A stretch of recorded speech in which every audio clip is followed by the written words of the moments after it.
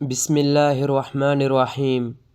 میں بے روزگار تھا، گھر میں فاقے ہونے لگے تھے اور میں روزانہ صبح امید لے کر گھر سے نکلتا، مگر شام ڈھلنے سے پہلے ہی یہ امید ٹوٹ کر بکھر جاتی، یہاں تک کہ ایک دن بازار میں سموسے کی ریہڑی لگا لی کہ شاید اسی روزی کا کوئی در نکل آئے، لیکن میرے سامنے ہی ایک بڑی بیکری تھی جس کے باعث کوئی سموسے مجھ سے نہ خریدتا تھا۔ میں نے سارا دن دھوپ میں کھڑے رہ کر گاہک کا انتظار کیا، مگر کوئی نہ آیا۔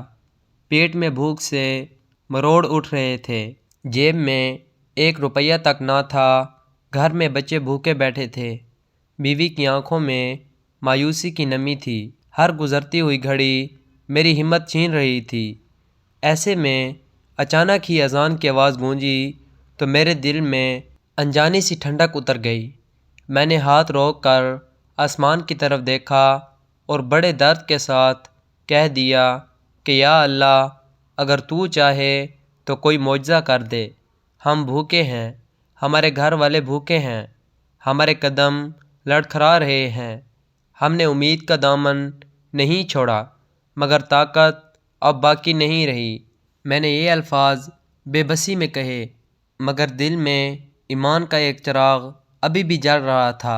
میں نے ریہڑی پر سر رکھ کر تھوڑی دیر آنکھیں بند کیں تو جیسے دل کی دھڑکنیں بھی دھیمی پڑ گئیں۔ کچھ دیر بعد میں نے آنکھیں کھولیں تو 2 یتیم بچے میری ریہڑی کے سامنے کھڑے تھے۔ وہ دونوں کمزور، پھٹے ہوئے کپڑوں میں لپٹے، دھول میں اٹے ہوئے، مگر آنکھوں میں بھوک کی پرچھائیاں لیے ہوئے مجھے دیکھ رہے تھے۔ ایک بچے نے ہچکچاتے ہوئے کہا، چچا، ہم بھوکے ہیں، ہمیں کھانے کو کچھ دے دیں۔ میں نے ان دونوں کے چہروں کو دیکھا، پھر ان کے پیچھے کھڑی ایک عورت کو دیکھا جو شاید ان کی ماں تھی، مگر وہ بھی تھکی ہوئی، کمزور، سہمی ہوئی اور بے حد بھوکی نظر آ رہی تھی۔ اس نے نظریں نیچی کر کے کہا، اللہ کا نام ہے، دو۔ بچوں کا پیٹ کئی دنوں سے بھر نہ سکا۔ وہ الفاظ میرے دل کو کاٹ گئے۔ میں نے اپنی ریہڑی کی طرف دیکھا، پھر اپنے اندر کی بھوک محسوس کی، پھر اپنے بچوں کا خیال آیا جو گھر میں منتظر تھے۔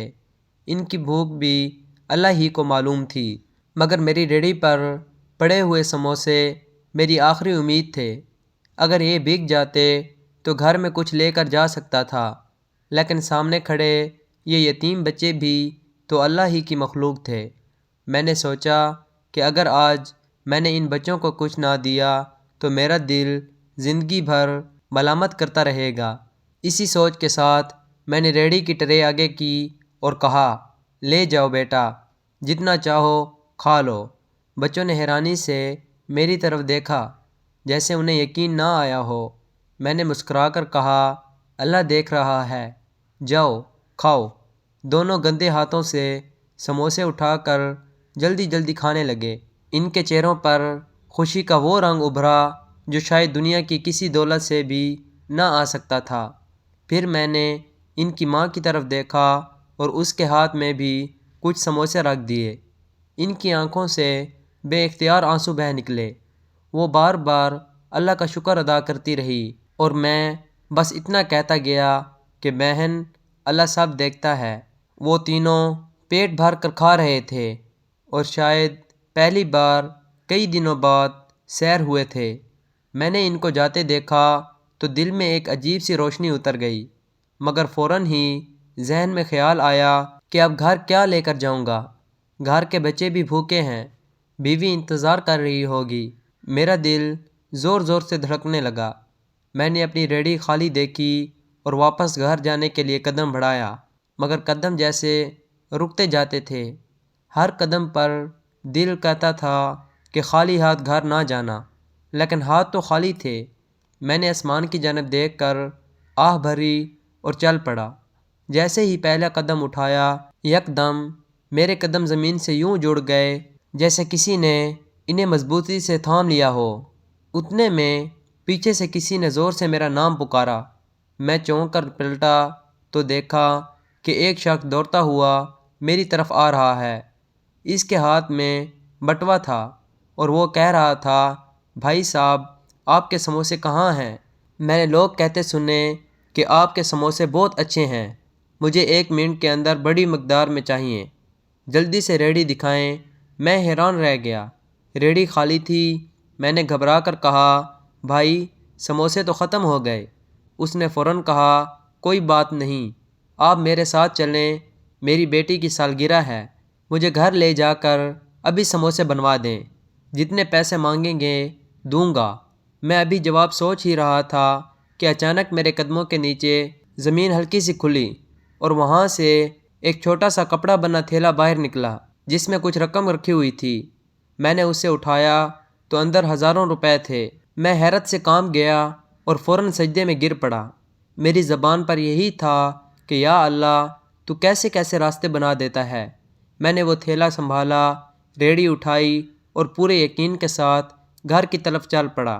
اب میرے قدموں میں وہ لرزش نہیں تھی، وہی بازار تھا، وہی دھوپ تھی، مگر آج میرے دل میں یقین تھا کہ اللہ کبھی مایوس نہیں کرتا۔ انسان اگر اللہ کی خاطر کسی بھوکے کو کھانا دے دے، اپنا حق دوسرے کو دے دے، اپنی بھوک کے باوجود کسی کے پیٹ بھر دے، تو اللہ زمین کے نیچے سے بھی رزق نکال کر انسان کو دیتا ہے۔ اور میں اس دن کے بعد کبھی خالی ہاتھ نہیں لوٹا۔ اللہ نے ایسے در کھول دیے کہ میرے لیے رزق کے راستے آسان ہوتے چلے گئے۔ اور میں اکثر سوچتا ہوں کہ شاید اللہ نے اس روز مجھ سے ایک آزمائش لی تھی۔